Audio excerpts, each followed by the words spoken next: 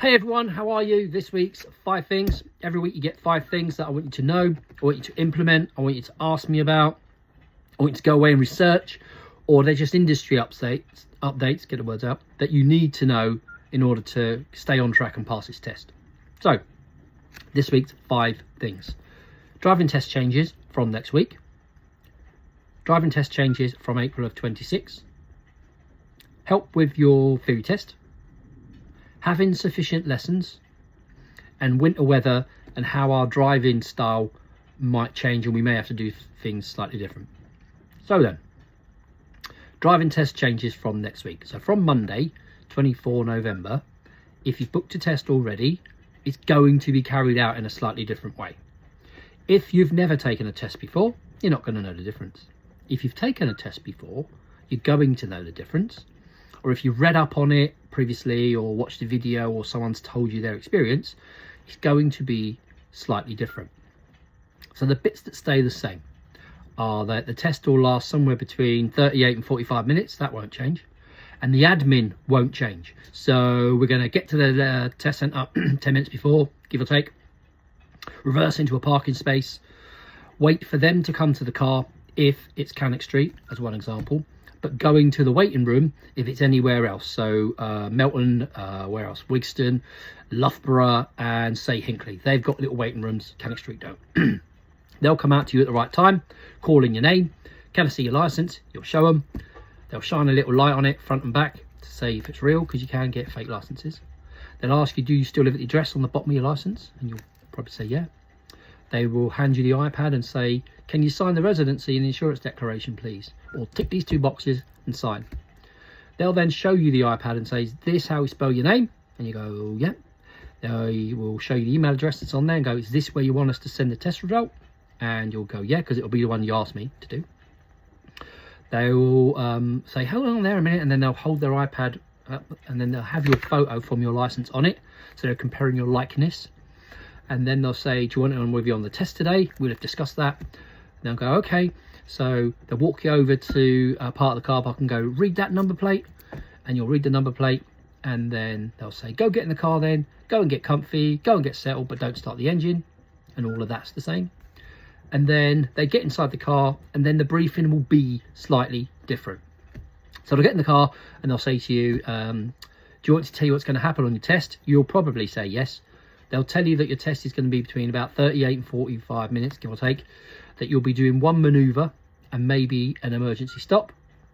They'll ask you to follow the road ahead at all times unless the signs tell you otherwise, and that if you are to turn left or right, they will tell you in plenty of time. And then this bit is a bit that's going to change. So the independent drive, which used to be 20 minutes-ish, from either the start of the test to the middle, or the middle to the end, is now it can be even the whole of the test. So you could be on sat-nav for all 40 minutes. You could be following signs to different places as they call them out for about 40 minutes. So your independent drive can double in time. You won't stop on the left by the side of the road as many times. You're going to stop 3 times, not 4. So usually you'd pull up in 4 different places even, and one of those will be right up near a parked car so they can see you come out and go around it. But they're going to do 1 less. They are going to aim for more faster moving roads and all. That's the aim of this really, is to get you moving more, driving for longer, stopping less, and being on more faster moving roads with the flow of traffic. The emergency stop, they say, used to be about 1 in 3. Now it's going to be roughly 1 in 7. So they're your changes really. So if you've never done a test, you won't know the difference. But your concentration and your focus may have to be even stronger for the 40 odd minutes you might be using the sat-nav, for the 40 odd minutes you might be watching for road signs. Now we build it into the practice, but typically up to about this point, we probably do 25 minutes-ish, maybe half an hour. So you just need to concentrate for a bit longer really. So that's driving test changes from next week. Driving test changes from April 26th, proposed, because it hasn't been written in stone yet. So up to this point in time, and if you're taking a test between now and say April, I've very most likely booked it for you. Massively helpful to do that, because I can make sure I'm free and my car's free and it's not in the garage and I'm not on holiday and all those things. I can make sure I'm not on another test, because I do loads of tests, and I can make sure that depending on what your needs are, that maybe I've talked to somebody on your behalf, got them to move their lesson to another day, we popped your test in. And all of that's possible because I booked your test. It's still possible if you book your test, but there's admin steps that are a little bit tricky and not straightforward. So you may have come to me with a test booked already, and okay, if you have. What's going to change from April of 26, and this is their proposal, that you and only you can book your test online or on the phone. So I can't do it no more. The idea is supposed to be to stop fraudulent sort of selling on of tests, ripping people off, to stop people booking tests they're not ready for, to stop people having tests booked in their own name and they don't even know it's happened. And so there's some real shady stuff that goes on in the driver industry, unfortunately, in any industry really. If there's money involved and people are desperate enough, you can rip people off. You know, Oasis tickets, selling Christmas gifts, you name it. If it's limited in supply, the demand is higher because it doesn't go down and people pay more money. So what's been happening, some people, some firms, they will special offer driving lessons for knockdown prices if you've passed your theory. That's the caveat. So 4 lessons for 100 quid or something stupid. You're like, oh my God, bargain. So you call in and you give them your details, you give them your license, email address, all that. Now, some, not all, some will go off and sneakily book a test in your name, not tell you that they've done it. They'll put their email address or some Mickey Mouse email address into the test booking, and you'll never know the test has been booked. And then they're going to sell and switch that test as many times as it suits them to cater for somebody who's desperate and will pay any money. So let's make a fictitious example, right? You're going to do a year's worth of lessons, and if you're a beginner, maybe that's true. You've passed your theory though, brilliant. You walked into your driving life with a theory at the beginning. That's a really good tactic. So they go and book a test in your name, and maybe it's, I don't know, let's say today's the 1st of December, right? They'll get offered, what, end of April, beginning of May, and there that test sits. Let's call it 1st of May for simplicity. You go off, maybe you get lessons, and maybe you don't. Maybe they keep telling you, oh no, I'm sorry, I got cancelled, because they're not interested in necessarily helping you. What they want to do is help the person who's going to say, I want to buy a test, but I can't get one. Or I've got one in Scotland or somewhere. Can you help me? And then if the right amount of money's involved, people that are a little bit shady will go, yeah, I'll tell you what, you pay me 500 and I'll get your Elgin test or Dundee or whatever changed into Cannock Street. And next week or the week after or a week after. Person can't believe their luck. Here, take my money. Your test now is some faraway place you've never heard of.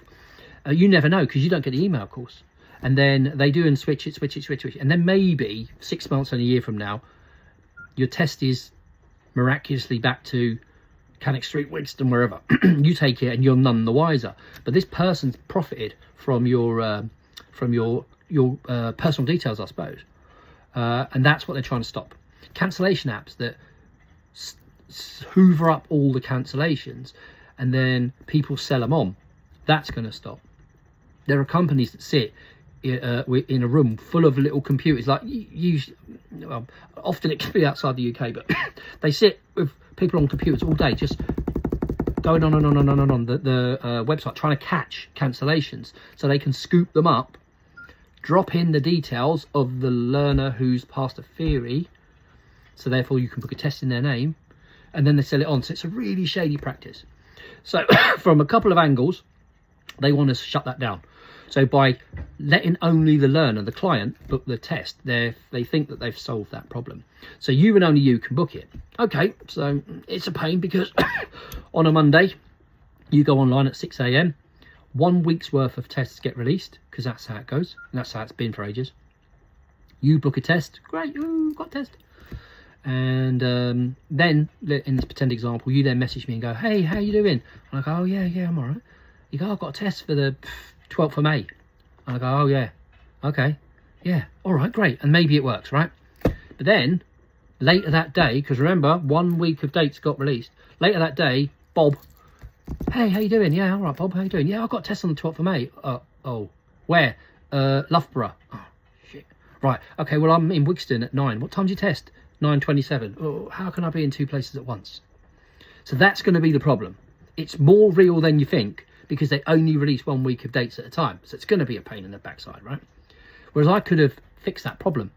I just go online because I booked your test and I switch it with someone else's, or I phone up and I change it and whatever. Everyone's a winner. Can't do that from April proposed. It's got to go through Parliament and some other stuff, but that's what they want to do. The other downside is you can only change the test twice. So you aren't ready, you've got a holiday, you've got some family crisis, who knows? So they'll only let you move it twice and then they're going to refund it. Whereas today, you can move it 6 times online or 10 times in total over the phone. Flexibility is going. So for all those reasons, excuse me, it's not a great change. I understand the why, but they're tying people's hands together. Some people can't book their own tests. They don't have that capability. They're not tech savvy.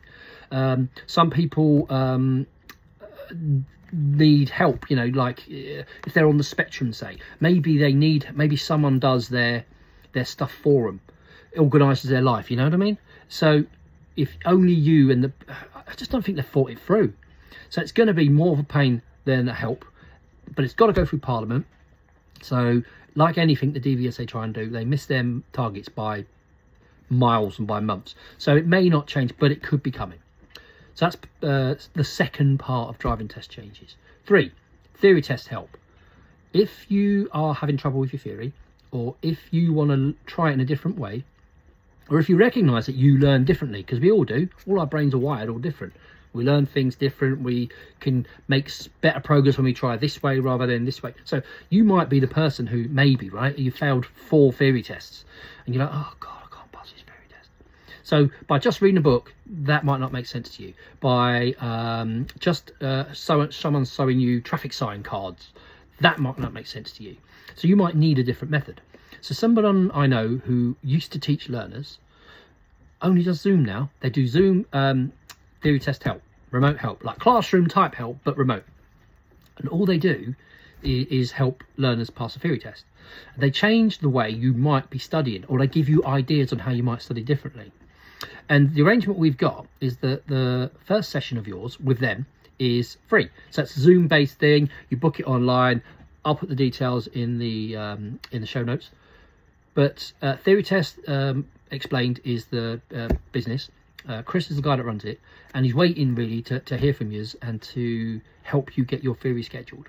So I'll put a URL in. If you want more info, ask me and I'll send you the website address and such like. So you arrange your first one with him, and then you might only need one. You might suddenly go, oh my God, if I study like this, I'm going to pass this theory, and maybe that's what you need. Maybe you want a few sessions. And if that's so, then you and him, you negotiate. You talk about what you want and how many and all the rest of it. And then that's you're arranging your theory test. I encourage you to try it, even if you try the free one and never do another one. Because the more ways you can tackle a problem, surely, the better it is. So there's that. Scheduling lessons. I work less hours October till March. So I've worked really hard, like March to September. 6 days a week, 6.5 days a week, 4 people a day, 5 people a day sometimes. I've got other projects, other businesses. I've got other things I need to get back to and other interests. So I work the same amount of weekends, but I don't do as many evenings. Well, in fact, I do very little evenings, next to none. So I work less hours overall. So the schedule goes quicker. And then you get people around this time of the year who suddenly go, oh, next year I'm going to learn how to drive. Or people start buying Christmas gifts like, oh, I'm going to buy you 10 lessons and all this. All of that eats my schedule, hoovers it up. So I don't want you to miss out. My advice is always the same. Book as many and as far ahead in time as you can plan for.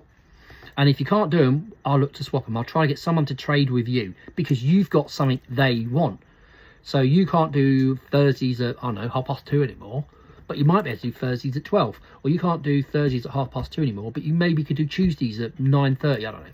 So someone somewhere might have what you need, and I can facilitate a change, and you still get what you want, and they still get what they want, but that can never happen if you haven't booked dates and times, right? So go as far into the future as you can. You only have to give me ever 48 hours notice of a change or a switch or whatever. Excuse me. And so I can do that, but I can't help you if my lessons are all gone. If you've got a driving test date, go well past the date of the test, I mean, with sessions. And I encourage you to go, I don't know, 12, 20 hours past driving test. Now, if you don't need them, we're not going to do them. We're not going to do them. And secretly, it sounds like the wrong thing to say, right? But it's in my interest for you to be passed and gone as soon as possible, because you get what you want. It's the thing you came to me for, right? And then I can start the next person and the next person. So as a business person, making up an example, this is to help you just sort of appreciate it the way I see it, perhaps, is that it's more beneficial as a business owner, me, to get a new person started who's going to do 40, 50, 60 hours because that's what they're going to need, than for you to do 1 more, 2 more, 3 more lessons. Makes no sense. I'm giving up a space I could have used for someone who would have stayed with us and seen it through. But no, what I'm going to do is I'm going to make you do 1 extra you don't need. It doesn't make any sense. First of all, you'll know. You'll feel, whoa, what's going on? I don't need it. Secondly, they then go, oh, I'll go somewhere else, this other fictitious person. And then they go and start with them. So I've missed out. So it's definitely in my interest to get you passed as soon as I can. And I do. You'll go off and tell everyone, hopefully, how great it was and how you learned so much and all that. And then the next person gets to start. So for that reason, I would never have you do sessions you don't need. You might decide you want to do extras after tests, for example, like, oh, I'm getting my own car and I'm a bit nervous about motorways. Could you help me? Yeah, great, okay, let's do that. And it could just be as well that if your test gets moved, it snows for a week or whatever, everything gets moved. If it rains for a week and they cancel tests. Like this week, for example, I think, what are we now? Saturday? Friday, yesterday morning, a load of tests got cancelled because the roads were too icy. It weren't snowing, but they considered it too dangerous. Every one of those tests has got to go somewhere, and they'll shift it into a new date and then shift the people from that date to another date. So if you ain't got dates after your test and they decide to switch it, you could be in the soup. So book for, I reckon, 40 to 60 hours. 60 is better than 40 because you've got dates you might not use, but you can always switch. So go shoot for 60. If you don't need them, we won't do them. I've helped people, from beginner I mean, right, passing 20 driving hours. 20 driving hours.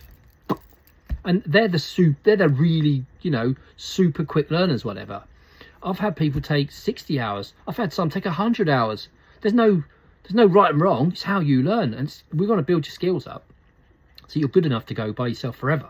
We don't want to sneak it through. Oh, you're just good enough.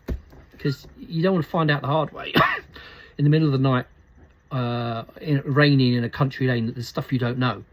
And you think, oh my God, why don't I just practice some more? So there's that. And then the last one is now till March, have sunglasses. Well, sunglasses, what are you talking about? It's raining. Sunglasses, I'm telling you, you're going to need them. And it's because of this. The sun sits lower in the sky, October till March. And as the months pick by October, November, it sits lower in the sky all day on the days it comes out. When you're driving towards it, it's horrendous. You can't see. So if you're 20/20 to vision, so you don't need prescription glasses, contacts, whatever, bring your sunglasses and just stick them on your head. And then on a lesson, if it suddenly goes, oh my God, look at that sun, you just pop them down, hey, and off you go. If you're 20/20 and you forgot them, I got sunglasses in the little visor thing above the thingy. Not the greatest fashionable ones. You can wear them if you want, if you don't mind, how they look, but you can borrow them. If you've got prescription lenses, prescription contacts and all that, get yourself prescription sunglasses because you're going to need them. At some point you're going to need them, so why not get them? And I encourage you to bring them with you. And then if worst comes to worst, because you're wearing glasses like standard daytime lenses, and you go, oh Jesus, the sun's coming, what we do is we'll pull over in a safe place, engine off, keys out, safety first, sunglasses on, drive on, because that's what you do in life, wouldn't you? People don't describe the sun as a dangerous driving condition, but it really is. If you drive towards it, if you can't see, you can't see. So that's the usual, nighttime, snow, ice, fog, rain, whatever. But the sun in your eyes is still you can't see. So get yourself some type of sunglasses. See, 5 things this week are driving test changes next week, faster moving roads, less stopping, less emergency stops, more time on independent driving. Driving tests, April 26th, proposed. Only you can book them. You can only move them twice. And from a locations point of view, they won't let you move it from, say, I don't know, Elgin to Loughborough, from Yeovil to Hinckley. They'll question why you're doing it. Well, you don't live there. Why are you changing the test? So you're going to encounter difficulty. 2 swaps only as well. Pain. Theory test help. So theory test explained. You can get online help for free to start with your theory test. Take it. Use it. Why not? 1 free session. You might learn something new that could be incredible and you could pass your theory. Book enough hours. 60 minimum from now till your test day, and then 20 hours past test day. If you don't need them, won't do them. But if cancellations, or your test gets moved, or the examiner's ill, or you know, it could be a million. You broke your ankle playing tennis and you can't walk for 5 weeks. All of that puts your progress behind. You run out of money. Sometimes, oh my God, I've got a big bill. My car gearbox went funny. I have to spend the money I would have put towards lessons on a car repair. So can we cancel that one? That's okay. But then where are we going to put the time back in? So there's that. And then winter weather. So sunglasses, some type of sunglasses. Last thing. This is the time of the year when the industry, driver training industry, starts recognising people. And unknown to me, and this is really fantastic actually, that quite a few people I'm working with now, and it might be you, or I've worked with this year, have nominated us for Driving Instructor of the Year award. It's like the Oscars for driving instructors, I suppose. And it's nice when you do something every day for the reasons that you do it, and then someone says, do you know what, you're doing such a great job. You're so much better for me than the person that I used. You've helped me in ways that nobody did. And so they've sent nominations off, right? And so this company wrote to me and goes, oh, hello, you know, these people have said good things about you. They don't have to tell me who they are. So that lets me send out the little form they send that says, if you want your clients to vote for you, here you go. So if you'd be kind enough to vote for me, if you think I'm doing a good job for you and you're kind enough to do it, then please do fill out the form. I'll send you the link if you ask, and it's like a 2-minute survey thing. The details that you need about who I am or what my phone number is and all that, they're in the brief that I sent previously. But it'd be lovely to like even be considered amongst the best that there are, and just knowing that people think that highly of you, and that they're what's the word I'm searching for? Their life has changed so significantly because of what you did and how you did it. It's nice. And I appreciate the fact that somebody somewhere, and a few of you, went off and instigated that without me knowing. So I really appreciate that. So there are 5 things. Thank you for letting me help you. I know you've got lots of choices out there, and I do appreciate that you've decided to work with me. I will do my very best for you. I will try to help you if I can. But if you've booked enough lessons and booked a test at a sensible time that works, that just makes my life easier, because I'm trying to help quite a few people, and I can't give everyone what they want. I will see you the next time you're in the car. Okay? Thanks. Bye-bye.